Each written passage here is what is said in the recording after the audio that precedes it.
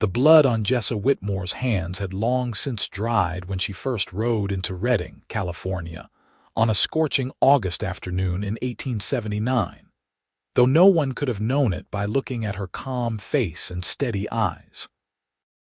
She was 22 years old, a widow for 3 months, and she carried nothing but a worn leather satchel and a letter of introduction to the foreman of the Double H Ranch, where her late husband's brother had arranged employment for her as the ranch cook.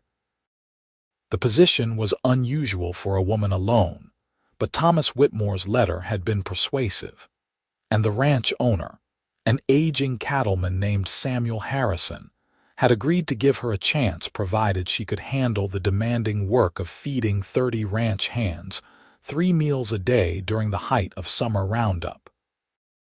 Harrison Xavier stood in the shadow of the main barn when she arrived, his hat pulled low over eyes that were the color of winter steel.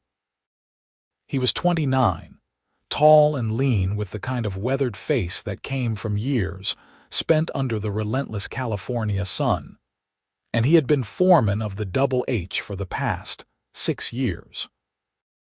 He watched the slender woman dismount from her tired mare with practiced ease, noted the quality of her riding despite the obvious exhaustion in the set of her shoulders, and felt something tighten in his chest that he immediately pushed away. He had learned long ago that feelings were dangerous things, particularly for a man in his position, and he had no intention of letting his guard down now. "Miss Whitmore," he said, his voice rough from disuse as he stepped forward. "I am Harrison Xavier, the foreman here. Mr. Harrison is waiting in the main house to meet you." Jessa turned toward the voice and found herself looking up at a man who seemed carved from the very landscape itself, all hard angles and careful distance. His eyes met hers for only a moment before sliding away, and she felt an unexpected chill, despite the heat radiating from the packed earth beneath her boots. "Thank you, Mr. Xavier," she said quietly. "I appreciate you taking the time." He nodded once, sharp and economical, then turned on his heel and walked toward the sprawling ranch house without checking to see if she followed. Jessa gathered her skirts and hurried after him, leading her mare by the reins, and tried not to feel the sting of his coldness. She had known this would not be easy. A woman alone on a working ranch was an oddity at best, an unwelcome complication at worst, and she could not afford to let her pride interfere with her desperate need for this position. Samuel Harrison proved to be a jovial man in his late 60s, with kind eyes and a booming laugh that echoed through the ranch house parlor. He welcomed Jessa warmly, asked after her journey with genuine concern, and showed her to the cook's quarters himself, a small but comfortable room attached to the back of the main kitchen.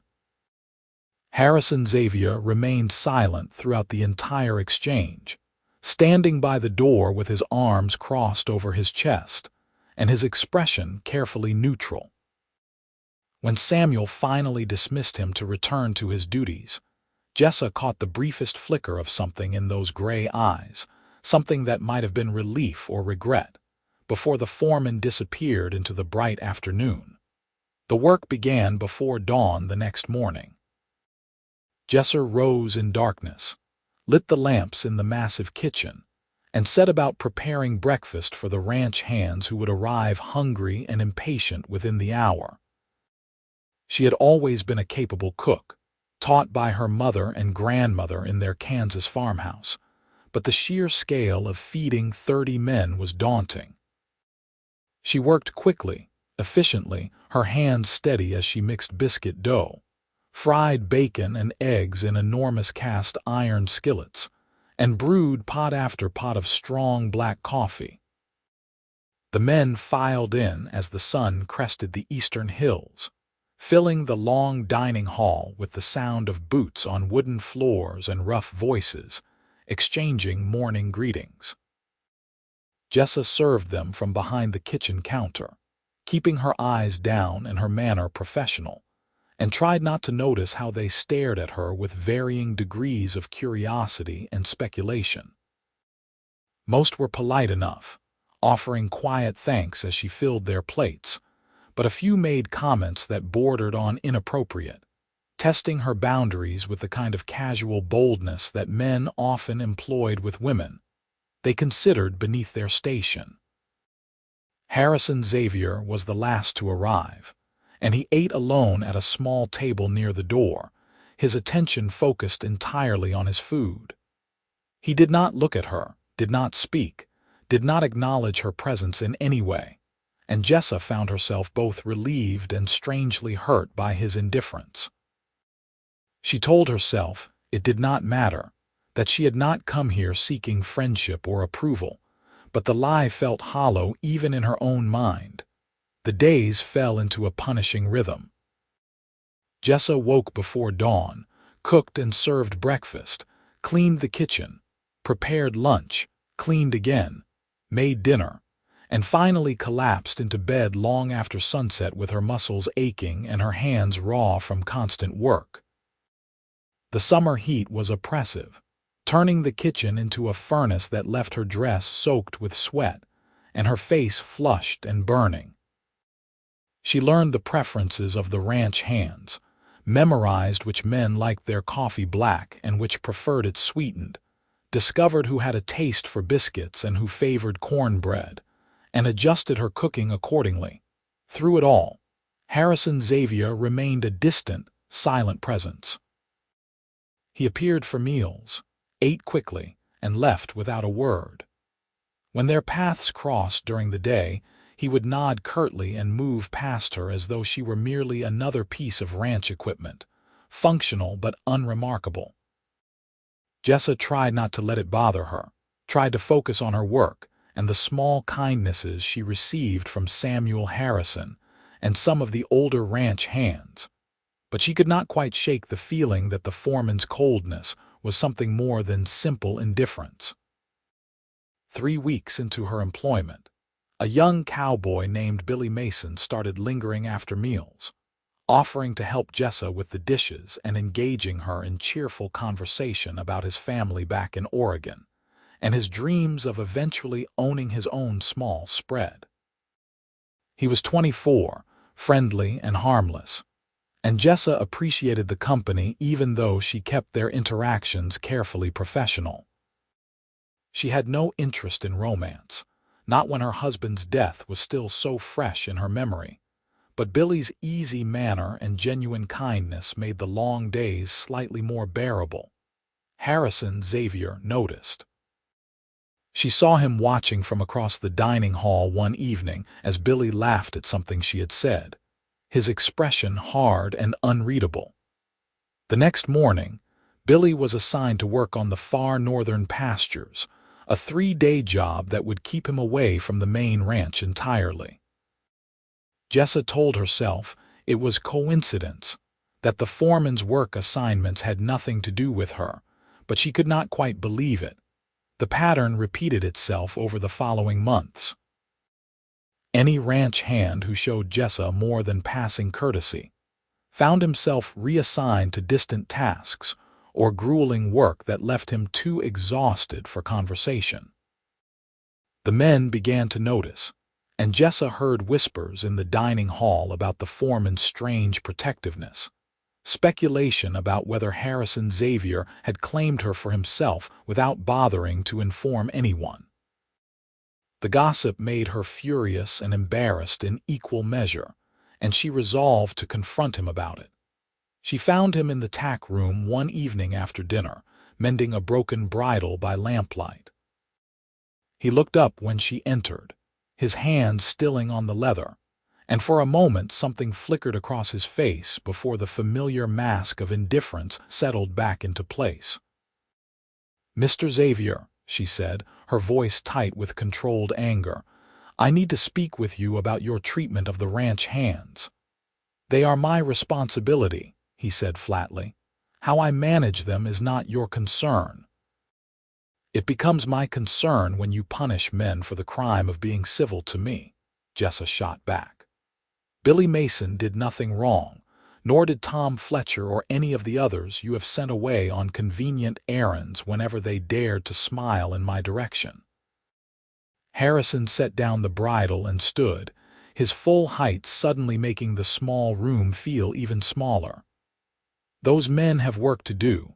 This is a ranch, Miss Whitmore, not a social club. And I am the cook, not some fragile flower who needs protection from friendly conversation." Jessa took a step closer, refusing to be intimidated. "Whatever you think you are doing, it needs to stop.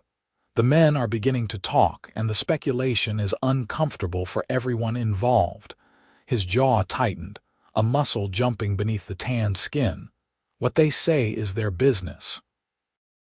What they say affects my reputation and my ability to do my job," Jessa insisted. "Please, Mr. Xavier, I am asking you to stop interfering." For a long moment, he simply stared at her, and Jessa saw something dangerous lurking in those gray eyes, something that made her breath catch despite her anger. Then he turned away, picking up the bridle again with deliberate care. "I will consider your request," he said, his voice carefully neutral.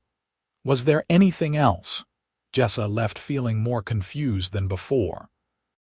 She had expected him to deny her accusations or offer some explanation. But instead, he had retreated behind that impenetrable wall of formality, giving her nothing to work with.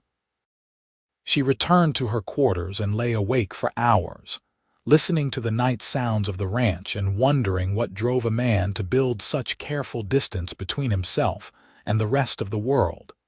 The seasons changed. Summer faded into a golden autumn that painted the California hills in shades of amber and rust. The roundup ended, and half the ranch hands departed for winter work elsewhere, leaving a skeleton crew of 15 men to maintain the property through the colder months. Jessa's workload eased slightly, though she still rose before dawn and worked long hours in the kitchen. She had grown to love the Double H despite everything, had found a kind of peace in the rhythm of ranch life and the vast, open landscape that stretched endlessly in all directions. Harrison Xavier remained an enigma. True to his word, he stopped actively interfering with the ranch hands who spoke to her, but his own behavior did not change. He kept his distance, spoke to her only when absolutely necessary, and avoided her eyes whenever possible. Jessa told herself she did not care, that his opinion meant nothing to her. But she caught herself watching for him anyway, noting the efficient grace with which he moved through his work, and the quiet respect he commanded from the men under his supervision. Winter arrived with surprising intensity, bringing cold rains that turned the ranch roads into rivers of mud and occasional storms that howled down from the mountains to the north. Jessa learned to keep the kitchen fires burning hot and the coffee pot perpetually full, and she developed a talent for making hearty stews and thick soups that warmed the men from the inside out. Samuel Harrison often joined her in the kitchen during the long evenings, sharing stories about the early days of the ranch and asking about her life, before reading with gentle curiosity. She found herself telling him things she had shared with no one else, about the failed crops that had driven her husband to desperate gambling and the debts that had followed them like shadows, about the night he had been shot in a saloon dispute over cards and the terrible weeks she had spent nursing him before infection claimed his life. Samuel listened without judgment, his weathered face sympathetic, and when she finished he patted her hand with grandfatherly affection. "You have had a hard time of it, my dear," he said quietly, "but you are safe here and you have a home at the Double H for as long as you want it." Jessa felt tears prick her eyes at the kindness in his voice. "Thank you, Mr. Harrison. That means more than you know." "Samuel, please," he corrected gently. "And I mean every word. You have been a blessing to this ranch, Jessa. The men speak highly of your cooking, and I have noticed a certain warmth in the house that was missing before you came." She smiled through her tears and squeezed his hand, grateful beyond words for his acceptance and support. The first year passed, then the second. Jessa marked time by the changing seasons and the familiar rhythms of ranch life. She saved her wages carefully, planning for a future that remained vague and uncertain in her mind. Sometimes she thought about leaving, about using her savings to travel somewhere new and start fresh, but the idea always left her feeling hollow and unmoored. The Double H had become home in a way nowhere else ever had, and despite the loneliness that sometimes crept in during the quiet hours, she could not imagine being anywhere else. Harrison Xavier haunted the edges of her existence like a ghost. She saw him every day, watched him work with the horses and cattle, heard his voice giving orders to the ranch hands. But he remained as distant and unreachable as the mountains on the horizon. There were moments when she caught him looking at her, his expression unguarded and almost vulnerable, but he always turned away before she could decipher what she saw in his eyes. She told herself it did not matter, that his coldness was simply part of his nature and had nothing to do with her personally. But the lie grew harder to maintain as months became years. She found herself thinking about him at odd moments, wondering what had shaped him into such a solitary man, and whether anything could breach the walls he had built around himself. The curiosity bothered her, felt like a betrayal of her late husband's memory, and she tried to push it away only to have it return stronger than before. The third spring brought changes to the Double H.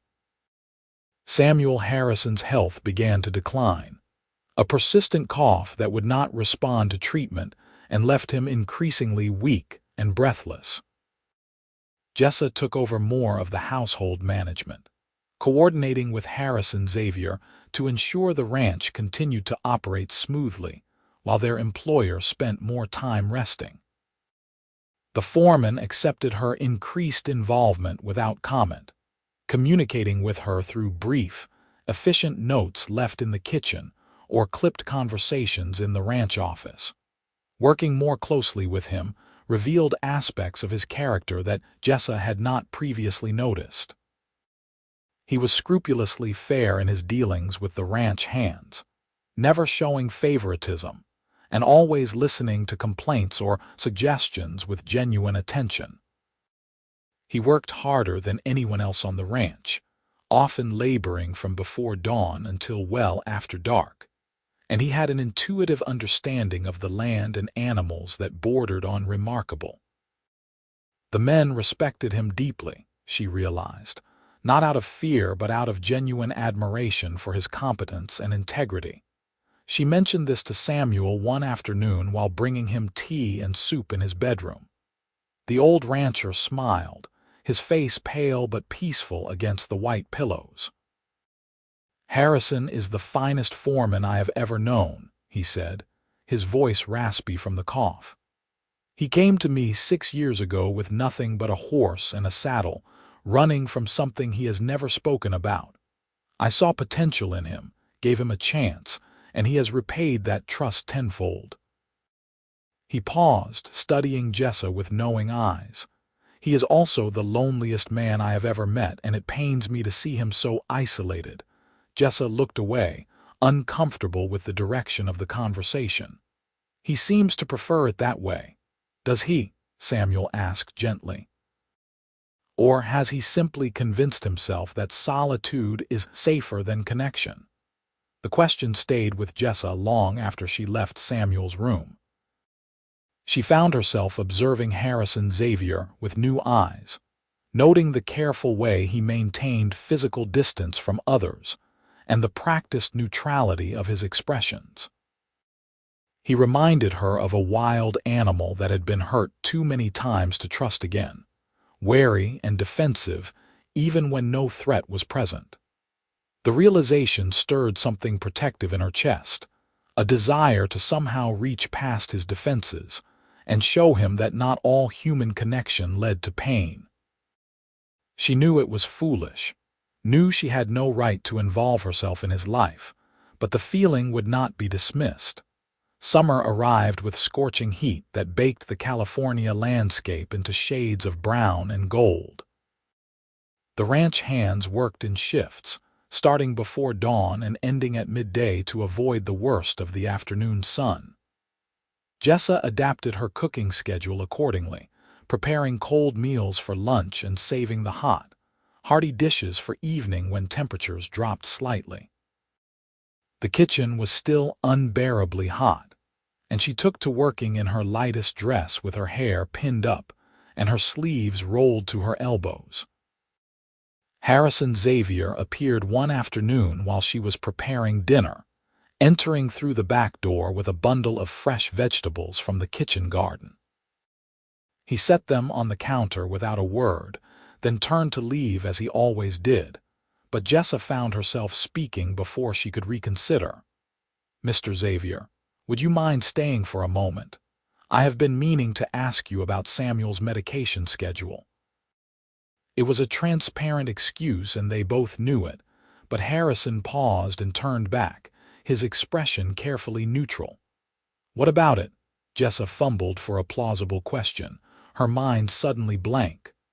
"I wanted to ensure I am giving him the correct dosages at the correct times." The doctor's instructions were somewhat unclear. "The doctor left written instructions with Samuel," Harrison said, watching her with those penetrating gray eyes. "I am certain he can clarify any confusion." "Of course," Jessa said, feeling foolish. "I simply thought, since you often check on him in the evenings, that you might know." Silence stretched between them, awkward and heavy. Harrison's expression did not change, but Jessa saw his hands clench briefly at his sides before relaxing again. "If you have questions about Samuel's care, you should ask him directly," he said finally. "Is there anything else?" "No," Jessa said quietly, disappointment settling in her chest. "Thank you for bringing the vegetables." He nodded once and left, his boots echoing on the wooden floor. Jessa stood alone in the kitchen, surrounded by the heat and the smell of cooking meat, and felt tears of frustration prick her eyes. She did not understand why his rejection stung so deeply, why she cared at all about reaching a man who clearly had no interest in being reached, but the pain was real and sharp nonetheless. The incident left her shaken, and more aware than ever of the strange, complicated feelings that had been growing in her chest over the past 3 years. She tried to examine them logically, to understand when her curiosity about Harrison Xavier had transformed into something deeper and more dangerous. But there was no single moment she could point to. It had happened gradually, like water wearing away stone, until one day she realized with startling clarity that she had fallen in love with a man who could barely bring himself to look at her. The recognition terrified her. She had married her husband out of practical necessity more than passion, had cared for him but never loved him with the kind of consuming intensity she now felt for Harrison. The irony was bitter and painful. She had finally found something that felt like real love, and it was directed at a man who wanted nothing to do with her. Jessa threw herself into her work with renewed determination, trying to bury her feelings beneath physical exhaustion. She took on additional responsibilities, helping to nurse Samuel through his increasingly frequent bad spells, and managing more of the household accounts and correspondence. Harrison Xavier continued to avoid her, their interactions reduced to essential business communications, and Jessa told herself it was for the best even as her heart ached with loneliness. August arrived, marking 3 years since she had first come to the Double H. The anniversary passed without acknowledgement from anyone, except Samuel, who gave her a small bonus with her wages and thanked her again for everything she had done for the ranch. Jessa accepted the money with gratitude and locked it away with her other savings, though she no longer had any clear idea what she was saving for. The heat that summer was particularly brutal, and tempers grew short among the ranch hands. Small disputes flared into arguments, and twice Harrison had to physically separate men who came to blows over trivial matters. The tension affected everyone, creating an atmosphere of irritability and unease that pervaded the entire ranch. Jessa felt it too, a restlessness that made sleep difficult and left her constantly on edge. She snapped at one of the ranch hands over a spilled pot of coffee, apologized immediately, and spent the rest of the day feeling guilty and out of sorts. Everything seemed harder than it should be, the work more exhausting, the heat more oppressive, the loneliness more acute. She was carrying a basket of laundry toward the clothesline one afternoon, when she saw Harrison working with a difficult horse in the corral, his shirt plastered to his back with sweat, and his movements showing signs of frustration unusual for him. The horse was fighting the bit, tossing its head and dancing sideways, and Jessa could see the tension in Harrison's shoulders as he worked to maintain control. Without thinking, she set down the laundry basket and walked to the corral fence to watch. Harrison glanced up, saw her standing there, and for a moment his concentration wavered. The horse took immediate advantage, rearing up and nearly pulling the reins from his hands. Harrison swore, a rare loss of composure, and fought to bring the animal back under control. Jessa backed away, mortified at having distracted him, but the damage was done. Harrison tied the horse to the fence post with sharp, angry movements, then turned and walked toward her with an expression that made her heart pound with apprehension. "You should not be here," he said, his voice tight with barely controlled anger. "This is dangerous work." "I am sorry," Jessa said quickly. "I did not mean to distract you. I was just watching." "Do not just watch me," Harrison snapped, then seemed to catch himself. He took a breath, visibly forcing calm back into his features. "Please return to your duties, Miss Whitmore. This does not concern you." The dismissal stung worse than his anger would have. Jessa felt something crack inside her chest, 3 years of accumulated hurt and loneliness suddenly overwhelming her carefully maintained composure. "Nothing concerns me, does it?" she said, her voice shaking. "I have been here for 3 years, Mr. Xavier, and you have barely spoken a dozen civil words to me in all that time. I do not understand what I have done to earn such contempt." Harrison's expression flickered, something like pain crossing his features before he locked it down. "You have done nothing wrong." "Then why?" Jessa demanded, tears threatening now despite her best efforts. "Why do you treat me as though I am invisible? Why do you go out of your way to avoid me at every opportunity?" "Because it is necessary," Harrison said, his voice rough and strained. "Necessary for what?" Jessa pressed, frustration overwhelming caution. "Necessary for your comfort, your peace of mind. Have you considered that your coldness affects me as well, that it has made these 3 years harder than they needed to be?" Harrison turned away from her, his hands gripping the corral fence so tightly his knuckles went white. "You do not understand." "Then explain it to me," Jessa said, moving closer despite knowing she should retreat. "Tell me why you cannot even look at me, why you act as though my very presence offends you." "I cannot," Harrison said, the words sounding torn from somewhere deep inside him. "Cannot or will not?" Jessa asked, anger and hurt making her reckless. "I deserve better than this, Harrison. I deserve at least the courtesy of honesty." She had not meant to use his given name, and the intimacy of it seemed to strike him like a physical blow. He turned back to face her, and Jessa saw that his careful mask had finally cracked, revealing raw emotion beneath.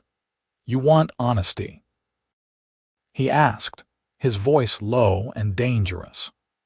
The truth is that I have spent 3 years trying to maintain distance between us because getting close to you would be the greatest mistake I could make.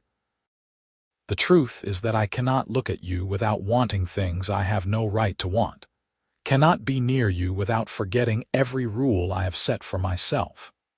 The truth is that avoiding you has been the only way I could continue to function, to do my job, to maintain any semblance of control. Jessa stared at him, shock rendering her momentarily speechless. I do not understand. Of course you do not, Harrison said bitterly. You are everything good and decent, everything I stopped believing in years ago. You came here with your quiet strength and your kindness, and you made me remember what it felt like to want more than just survival. Do you have any idea how dangerous that is? How much easier it is to simply not feel anything at all? That is not living, Jessa whispered, her earlier anger dissolving into something softer and more fragile. That is just existing. It is safer, Harrison insisted, but Jessa could hear the doubt creeping into his voice. For whom? She asked gently. You have spent 3 years protecting yourself from something that might bring you happiness, Harrison. Is that truly what you want? He looked at her then, really looked at her for perhaps the first time since she had arrived at the Double H, and Jessa saw desperate longing warring with fear in those gray eyes. She held her breath, waiting, hoping he would find the courage to reach across the distance he had worked so hard to maintain. But the moment broke. Harrison turned away again, his shoulders sagging with exhaustion or defeat. Please go back to your work, Jessa, he said quietly. This conversation is pointless. Jessa wanted to argue, wanted to push harder and demand more, but something in his posture stopped her. He looked defeated, worn down by the weight of whatever he was carrying, and she realized that pressing him now would only drive him further away. She needed to give him time, space to process everything that had been said. As you wish, she said softly, then walked back to retrieve her forgotten laundry basket. She did not see him for the rest of that day or the next. Harrison took his meals in the bunkhouse with the ranch hands and made himself scarce whenever she was nearby. Jessa told herself she should feel relieved, that his confession had answered the questions that had plagued her for 3 years. But instead, she felt hollow and uncertain. He had admitted to wanting her, to fighting feelings he considered dangerous, but he had not given any indication that he was willing to stop fighting. She could not force him to change, could not compel him to take a chance on something that frightened him so deeply. The uncertainty was almost worse than his previous coldness had been. Samuel noticed something was wrong and asked her about it one evening while she brought him dinner. Jessa considered deflecting but found herself telling him everything instead, the words tumbling out in a rush of pent-up emotion. The old rancher listened with his characteristic patience, his expression thoughtful and sad. Harrison has been running from his past for a long time, he said when she finished. I do not know all the details, but I know there was a woman involved, someone who hurt him badly enough to make him swear off emotional connection entirely. He has kept that vow for 6 years, Jessa. Breaking it would require tremendous courage on his part. Does he even want to break it? Jessa asked, voicing the fear that had been growing in her mind. Or did he simply confess his feelings so I would stop pressing him? That I cannot answer, Samuel said gently. But I can tell you that Harrison Xavier is the most stubborn, principled man I have ever known. If he admitted to having feelings for you, then those feelings are real and powerful. The question is whether he will allow himself to act on them or whether fear will win out in the end. The conversation gave Jessa little comfort. She returned to her quarters and lay awake staring at the ceiling, wondering if she should have pushed harder or if giving Harrison space had been the right choice. She had no experience with this kind of situation, had never before been in love with someone whose feelings were reciprocated but whose fear was stronger than his desire. 2 more days passed in painful silence.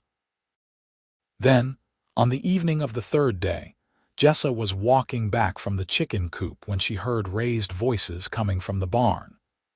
She recognized Harrison's voice immediately, low and controlled but edged with barely suppressed anger.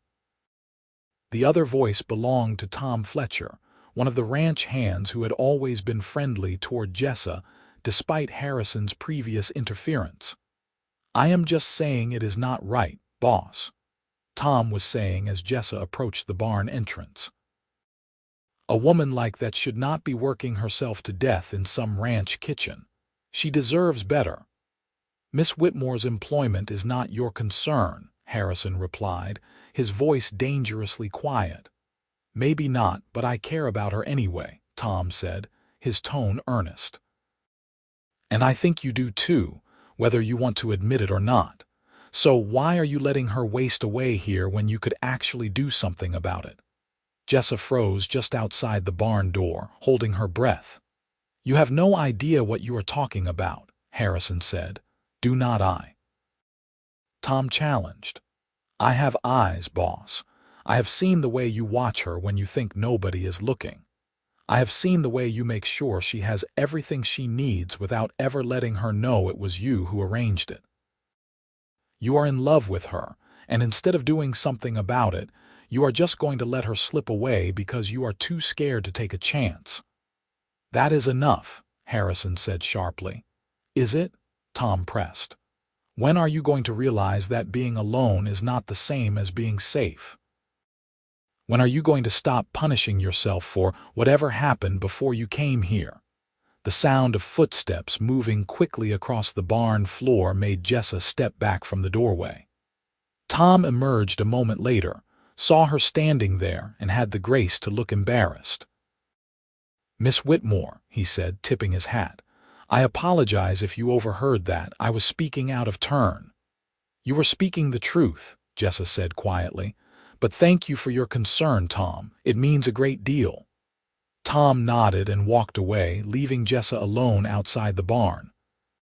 She knew Harrison was still inside, knew he would have heard her voice and would know she had overheard the conversation. Part of her wanted to flee, to avoid another painful confrontation, but a stronger part refused to run away. She had spent 3 years respecting Harrison's need for distance, and where had it gotten either of them? They were both miserable, both lonely, both trapped by fear and hesitation. She walked into the barn. Harrison was standing near the back, his hand resting on the neck of his favorite horse, his face turned away from the door. He did not move when she entered, did not acknowledge her presence, but Jessa could see the tension in every line of his body. "He is right, you know," she said softly. "About both of us wasting time, wasting chances." "Jessa, please," Harrison said, his voice strained. "Do not do this." "Do what?" she asked, walking slowly closer. "Tell you the truth. Ask for what I want, ask for something I cannot give you," Harrison said, finally turning to face her. His eyes were haunted, desperate. "I am not a good man, Jessa. I have done things, made choices that would horrify you if you knew. I came here to escape my past, to build something clean and simple, and I have managed that by keeping everyone at a distance. If I let you in, if I allow myself to care the way I want to care, it will all fall apart. I will fall apart." Jessa stopped a few feet away from him, her heart aching at the raw pain in his voice. "What did she do to you? The woman Samuel mentioned, the one who hurt you so badly." Harrison's jaw tightened. "That is not your concern." "It is if her ghost is standing between us," Jessa said gently. "Please, Harrison, help me understand." For a long moment she thought he would refuse, would retreat behind his walls again and end the conversation. But then something in him seemed to break, and the words came spilling out. "Her name was Margaret," he said, his voice hollow. "We were engaged, planning to marry and start a ranch together in Texas. I was 23, convinced I had found everything I would ever need. Then I came home early from a cattle drive one day and found her in bed with my business partner. They had been carrying on for months, using my money and my land to support themselves, while I worked myself half to death trying to build a future for us. Jessa felt tears prick her eyes at the betrayal in his words. "Harrison, I am so sorry. It gets worse," he continued, the words coming faster now as though he could not stop them. "When I confronted them, my partner pulled a gun. We fought, the gun went off, and he died. It was self-defense, but Margaret told the authorities I had murdered him in a jealous rage. I barely escaped before they could arrest me. I have been running ever since, changing my name, moving from place to place, terrified that one day the past will catch up with me." The confession hung in the air between them, heavy and painful. Jessa understood now the depth of his fear, the reasons behind the walls he had built. He was not just protecting himself from emotional pain, but from the very real possibility of legal consequences for a crime he had committed in self-defense. "Xavier is not your real name," she said quietly, the pieces falling into place. "No," Harrison admitted. "It is not. Does Samuel know?" "He knows I am running from something. He has never asked for details, and I have never offered them." Harrison's expression was bleak, resigned. "Now you understand why I kept my distance. You deserve better than a man with a price on his head, someone who might be arrested at any moment. You deserve stability, safety, a future without fear." Jessa took a step closer, then another, until she was standing directly in front of him. "What I deserve is the chance to make my own choices about what I want and what risks I am willing to take. You do not get to decide that for me, Harrison." "You are not thinking clearly," Harrison said, but his voice lacked conviction. "I am thinking more clearly than I have in months," Jessa countered. "I know what I want, and I am tired of pretending otherwise.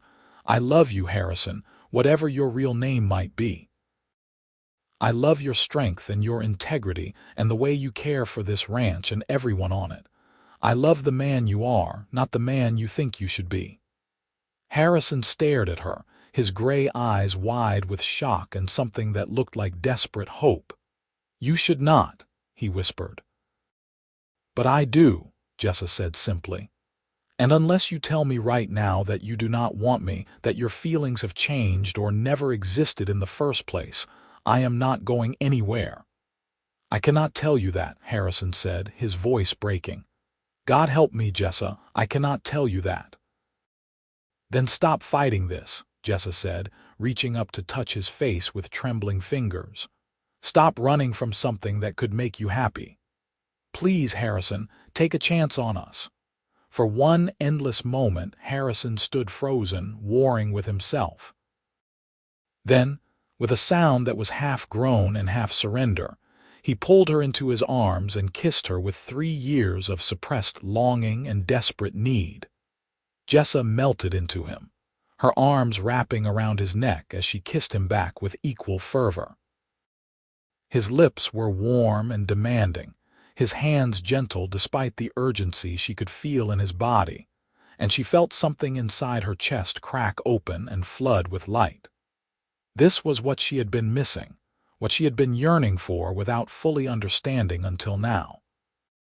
This connection, this perfect sense of rightness, of coming home to a place she had been searching for all her life.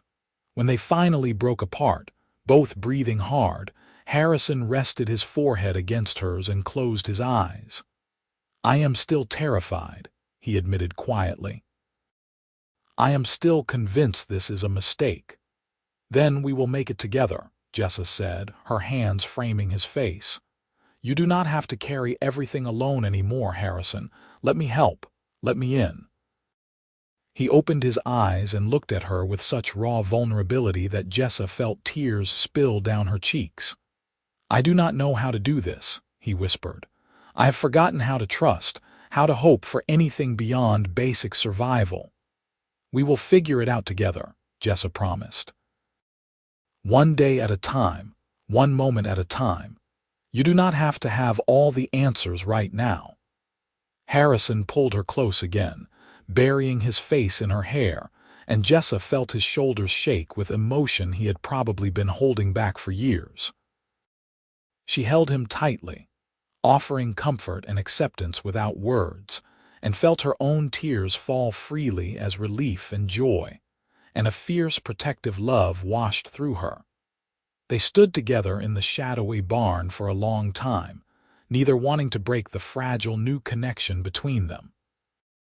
Outside, the sun set in a blaze of orange and gold, painting the California sky in brilliant colors before fading to soft twilight. The ranch settled into evening quiet, the distant sounds of men finishing their work and horses moving in their stalls creating a peaceful backdrop. Finally, Harrison pulled back slightly, his hand still resting on Jessa's waist. "What do we do now?" he asked, the question sincere and uncertain. "We go slowly," Jessa said, smiling up at him through her tears. "We learn to trust each other to build something real. And we do it without hiding, without pretending we are anything other than what we are."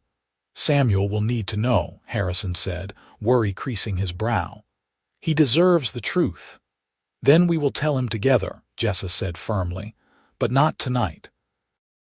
Tonight, let us just be happy just for a little while." Harrison managed a small smile, the first genuine expression of happiness Jessa had ever seen on his face. It transformed him, making him look younger and infinitely more approachable. "I can do that," he said softly. "For you, I can do that." They walked back to the ranch house hand in hand, both acutely aware of how visible they would be to anyone who happened to look out a window or walk past. But neither tried to pull away. Neither suggested they hide what had changed between them. It felt like a declaration, a public acknowledgement that something new and precious had been born. Samuel was sitting in his favorite chair in the parlor when they entered, a book open on his lap. He looked up, took in their clasped hands and emotional faces, and smiled with gentle understanding. "About time," he said simply, then returned to his reading as though nothing unusual had occurred. Jessa felt laughter bubble up in her chest, surprised and delighted by his casual acceptance. Harrison looked equally stunned, then shook his head with rueful amusement. "He knew," he said quietly to Jessa. "The old fox has probably been waiting for this to happen since the day you arrived." "Probably," Samuel agreed without looking up from his book. "And I am very glad to see you both finally stopped being stubborn about it. Now, if you will excuse me, I would like to finish this chapter before dinner." They left him there, smiling, and walked together to the kitchen. Jessa began preparing the evening meal while Harrison sat at the small table and watched her work, his presence both comforting and distracting. They talked quietly about inconsequential things, the kind of easy conversation that people who trust each other can share. And Jessa marveled at how natural it felt after years of awkward silence. Over the following weeks, their relationship deepened and grew. Harrison began taking meals with Jessa in the kitchen instead of eating alone, and they spent evenings together after her work was finished, walking through the ranch grounds or sitting on the porch and talking about their pasts, their hopes, their fears. Harrison shared more details about his life before the Double H, and Jessa told him about her difficult marriage and the relief she had felt when her husband died, a confession that brought guilt but also a sense of liberation. The ranch hands noticed the change immediately, and to Jessa's relief, most seemed genuinely happy for them. Tom Fletcher grinned whenever he saw them together, clearly proud of whatever role his confrontation with Harrison had played in bringing them together. Even the more taciturn cowboys offered quiet congratulations and respectful nods. Harrison was careful with her, almost painfully so at first. He asked permission before kissing her, maintained a respectful distance in public, and never pushed for more than she seemed ready to give. Jessa appreciated his consideration even as she sometimes wished he would be less cautious, less controlled. But she understood that trust was something he had to rebuild slowly, and she was willing to be patient. 3 months after their first kiss in the barn, Samuel called them both into his office one evening after dinner. He looked tired, his illness clearly taking a greater toll than he usually allowed them to see, but his eyes were bright with determination. "I need to discuss the future of the ranch with you both," he said without preamble. "I am not going to recover from this illness, and we all know it. I need to ensure the Double H is in good hands after I am gone."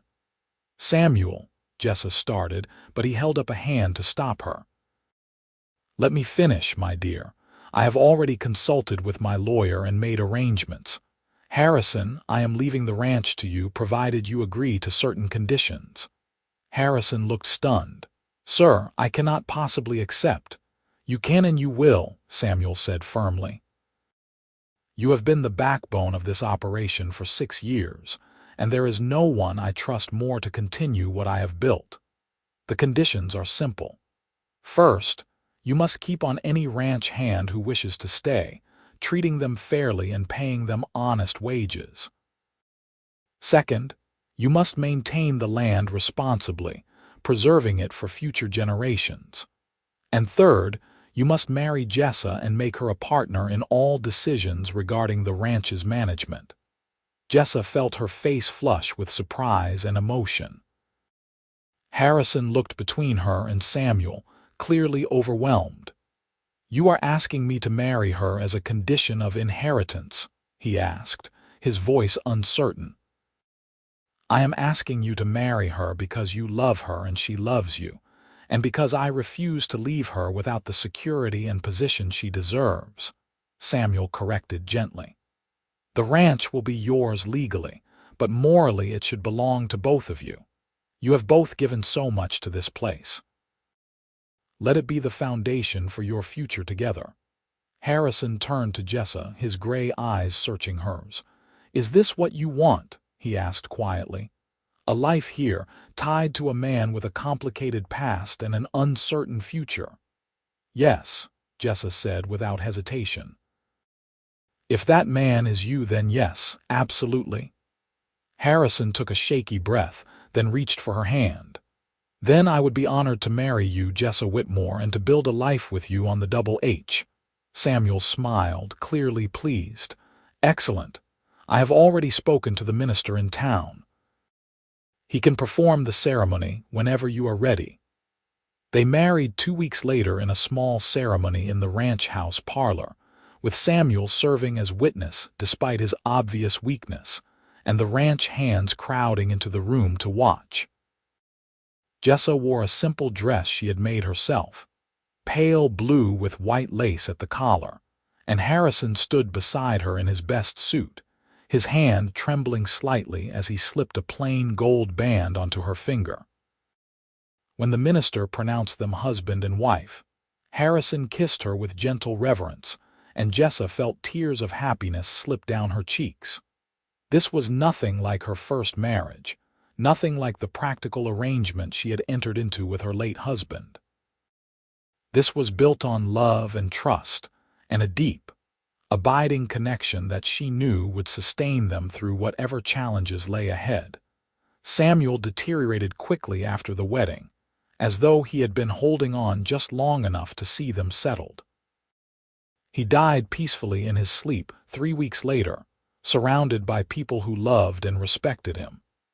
Jessa mourned him deeply, grateful for the kindness he had shown her, and the opportunity he had given both her and Harrison to find happiness.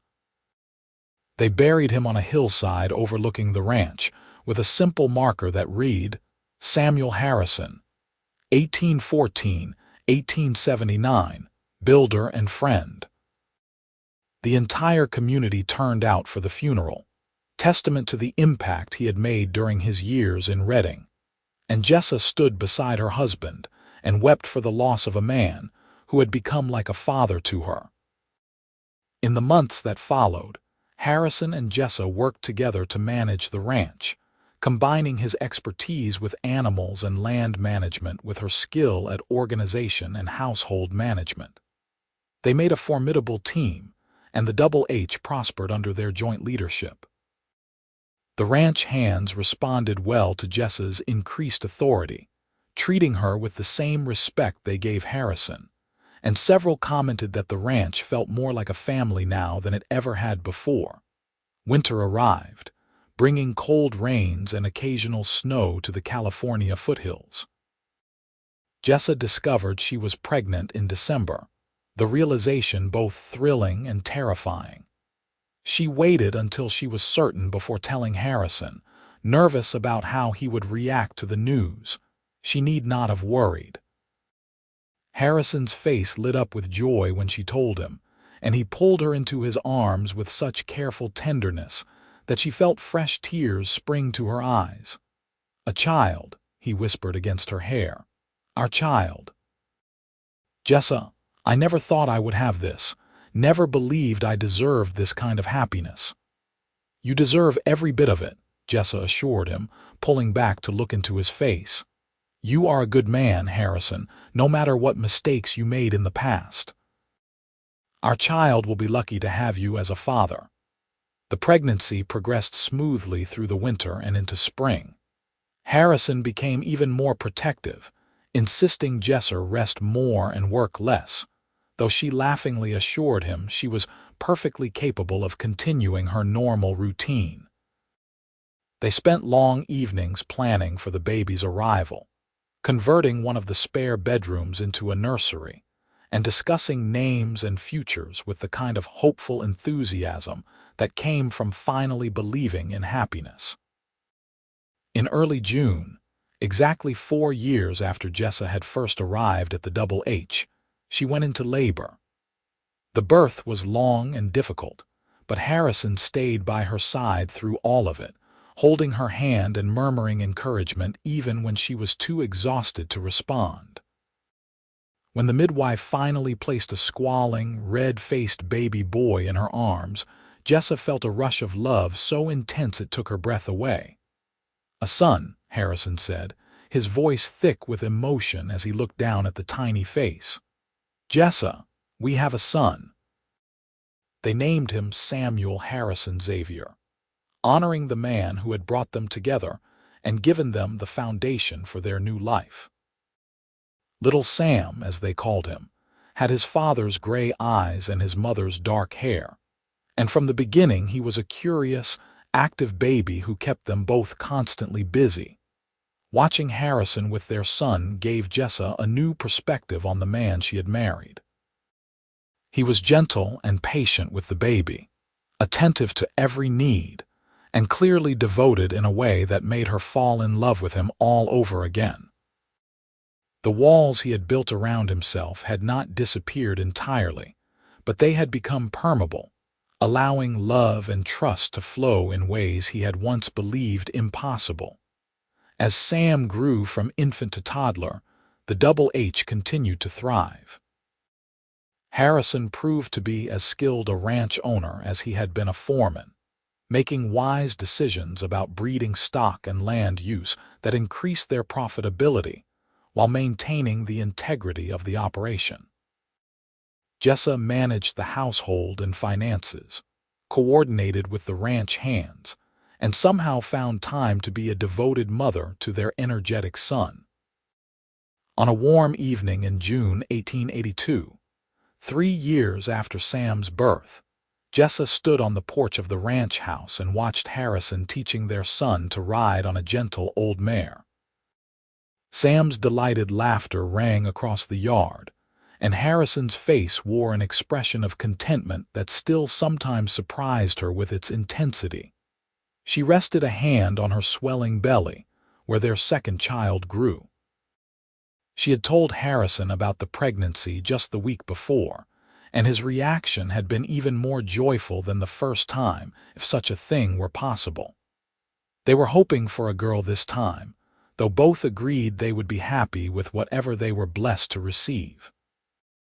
Tom Fletcher walked past carrying a saddle, saw her watching and grinned. "Never thought I would see the boss so relaxed," he commented. "You have been good for him, Miss Jessa. Good for all of us, really." "He has been good for me, too," Jessa said softly, smiling as Harrison lifted Sam down from the horse and tossed him into the air, earning another peal of delighted laughter. "Better than I ever could have imagined." As the sun set over the California hills, painting the sky in shades of gold and rose, Harrison carried Sam back toward the house. When he reached the porch, he set their son down and pulled Jessa close with his free arm, kissing her temple with familiar affection. "Happy?" he asked quietly, the question he still asked her regularly, as though needing reassurance that their life together was everything she wanted.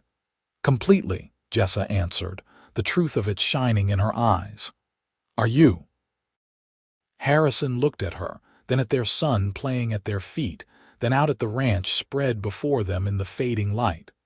The haunted look that had once characterized his expression was gone, replaced by peace and contentment. "More than I ever thought possible," he said honestly. "You gave me back my life, Jessa. You and Sam and this new little one on the way. You gave me a reason to stop running and start living." "We gave that to each other," Jessa corrected gently, reaching up to touch his face. "Neither of us could have done it alone."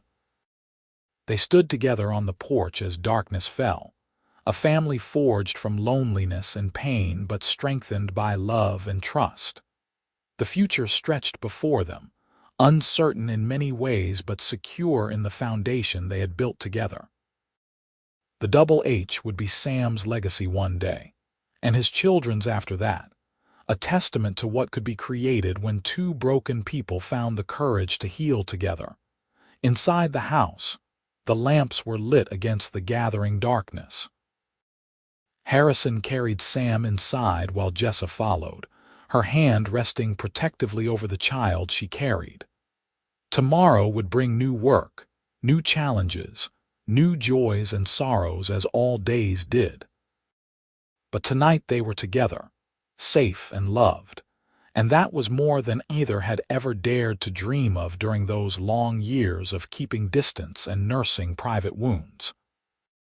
4 months later, in the early hours of an October morning, Jessa gave birth to a daughter they named Grace Margaret Xavier. The middle name was Harrison's choice, a way of finally laying to rest the ghost of his past by transforming it into something beautiful and new. Their daughter was healthy and strong, with her mother's determination and her father's quiet intensity, and she completed their family in ways they had not known were missing. As the years passed, the Double H became known throughout California as one of the most successful and well-run ranches in the region. Harrison's skill and Jessa's management created prosperity that benefited not just their family but the entire community of Redding. They employed fair wages, treated their workers with respect, and became known for their generosity during difficult times. Sam grew into a tall, capable young man who showed every sign of becoming as fine a rancher as his father. Grace proved to have a gift with horses that amazed everyone who saw her work, able to gentle even the most difficult animals with patience and intuition. Together, the Xavier family became a fixture in Redding, respected and admired by neighbors and business partners alike. Harrison never spoke publicly about his past, but the fear that had once dominated his life gradually faded as years passed without any sign of pursuit. Whether the authorities in Texas had given up their search, or whether his change of name had been sufficient to hide his trail, he never knew for certain. But eventually he stopped looking over his shoulder, stopped tensing at the sight of strangers in town, and allowed himself to believe that the past was truly behind him. On their 10th wedding anniversary in 1889, Harrison and Jessa took a rare day away from the ranch to ride up into the hills alone. They found a spot overlooking the valley, with the Double H spread out below them like a map of their shared life, and sat together in comfortable silence. "Do you ever regret it?" Harrison asked eventually, the question serious despite the peace on his face. "Tying yourself to a man with a complicated past, taking on all the risks that came with loving me." Jessa turned to look at him, this man who had captured her heart with his wounded strength and careful honor, and smiled. "Not for a single moment," she said firmly. "You were worth the risk, Harrison. You will always be worth it." He pulled her close, kissing her with the kind of deep affection that came from years of shared life and accumulated trust. When they finally pulled apart, both were smiling. "I love you," Harrison said simply. "Thank you for refusing to let me hide, for pushing past my defenses, for loving me even when I was too scared to love you back." "I love you too," Jessa replied, resting her head on his shoulder. "Thank you for finding the courage to trust me, for building this life with me, for being the man I always knew you could be." They sat together on the hillside as the afternoon sun warmed their faces. Two people who had found each other against all odds and created something lasting and beautiful from their mutual brokenness. Below them, the Double H Ranch sprawled across the California landscape, home to their children and their dreams, testament to the power of love to heal even the deepest wounds and build hope from the ashes of despair. The wind whispered through the grass, carrying the scent of sage and wildflowers, and in the distance they could hear the faint sounds of the ranch continuing its work. But up here, away from the demands of daily life, they existed in a perfect moment of peace and connection, grateful for every choice that had brought them to this place, this life, this love. As the sun began its descent toward the western horizon, painting the sky in brilliant shades of orange and gold, they mounted their horses and rode back down to the ranch, to their children and their responsibilities and the life they had built together. The future stretched before them, full of promise and possibility, and they rode toward it side by side, partners in every sense of the word, bound together by love and trust, and the kind of deep understanding that came from choosing each other every day, despite all the reasons they might have chosen differently. Years later, when they were old and gray and surrounded by grandchildren, they would still tell the story of how they came together. The foreman who kept his distance for 3 years, too afraid to risk his heart. The widow who refused to accept his walls, who pushed and persisted until finally, on that pivotal day by the barn when she wept from frustration and loneliness, he found the courage to speak the truth that changed everything. It became a family legend, passed down through generations, a reminder that love was always worth the risk, and that the walls we build to protect ourselves can also become our prisons. But the ending was always the same. Two broken people who found each other in the vast California landscape, who chose courage over fear, who built a life and a legacy that would endure long after they were gone.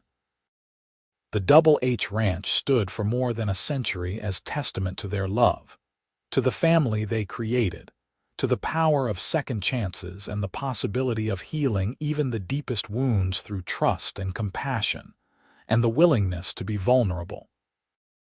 The story of their love became the foundation upon which their family was built, a reminder to each new generation that love was not weakness but the greatest strength of all, that vulnerability was not danger but the gateway to genuine connection, and that the walls we build to protect ourselves are often the very things that keep us from the happiness we seek.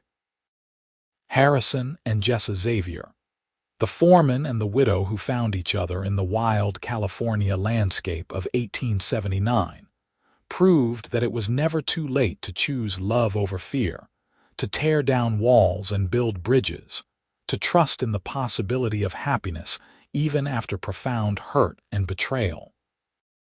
Their legacy lived on in their children and grandchildren, in the ranch that bore their mark, in the community they helped build, and in the story that was told and retold around dinner tables and campfires. A reminder that love stories were not always easy, but they were always worth fighting for. That the happy ending was not guaranteed, but earned through courage and persistence, and the willingness to keep choosing each other, even when fear whispered that it would be safer to remain alone. And so the Double H Ranch continued through the decades, a testament to what two people could build when they found the courage to love despite their fears, to trust despite their wounds, to believe in possibility despite all evidence to the contrary. Harrison and Jessa Xavier's story became legend, but the truth at its heart remained simple and powerful. Love was worth the risk, always and forever, and the walls we built to keep pain out also kept joy away. And sometimes the bravest thing we could do was simply allow ourselves to be seen, to be known, to be loved despite all our imperfections and fears. The foreman who kept his distance for 3 years finally spoke when she wept by the barn. And in that moment of vulnerable honesty, 2 lives changed forever, intertwining into a shared story of healing and hope, and the kind of love that endured through every challenge, every season, every change that time could bring. Their happy ending was not the end of the story, but the beginning of a legacy that would inspire generations to come. A reminder that love was always possible, always worth pursuing, always capable of transforming even the most broken and fearful hearts into something beautiful and whole and worthy of celebration.